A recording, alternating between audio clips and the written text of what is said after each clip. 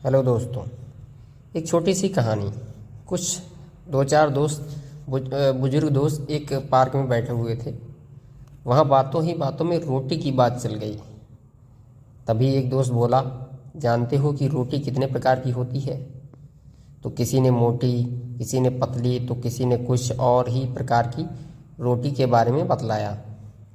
तब एक दोस्त ने कहा कि नहीं दोस्त, भावना और कर्म के आधार से रोटी 4 प्रकार की होती है। सबसे पहली, सबसे स्वादिष्ट रोटी माँ की, ममता और वात्सल्य से भरी हुई, जिससे पेट तो भर जाता है पर मन कभी नहीं भरता। एक दोस्त ने कहा, 16 आने सच, पर शादी के बाद माँ की रोटी कम ही मिलती है। उन्होंने आगे कहा, हाँ वही तो बात है।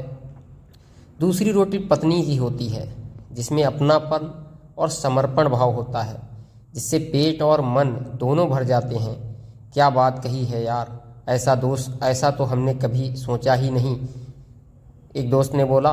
फिर तीसरी रोटी किसकी होती है? एक दोस्त ने सवाल किया। तीसरी रोटी बहू की होती है, जिसमें सिर्फ कर्तव्य का भाव होता है, जो कुछ कुछ स्वाद भी देती है और पेट भी भर देती है और वृद्धा आश्रम की परेशानियों से भी बचाती है। थोड़ी देर के लिए वहाँ चुप्पी छा गई। लेकिन ये चौथी रोटी कौन सी होती है? मौन तोड़ते हुए एक दोस्त ने पूछा। चौथी रोटी नौकरानी की होती है, जिससे ना तो इंसान का पेट भरता है, ना ही मन तृप्त होता है, और स्वाद की तो कोई गारंटी ही नहीं। तो फिर हमें क्या करना चाहिए? माँ की हमेशा पूजा करो, पत्नी को सबसे अच्छा दोस्त बनाकर जीवन जियो, बहू को अपनी बेटी समझो और छोटी मोटी गलतियाँ नज़रअंदाज कर दो।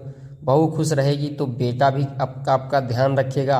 यदि हालात चौथी रोटी तक ले ही आए तो भगवान का शुक्र करो कि उसने हमें जिंदा रखा हुआ है। अब स्वाद पर ध्यान मत दो, केवल जीने के लिए बहुत कम खाओ, ताकि आराम से बुढ़ापा कट जाए और सोचो कि वाकई हम कितने खुद किस्मत हैं।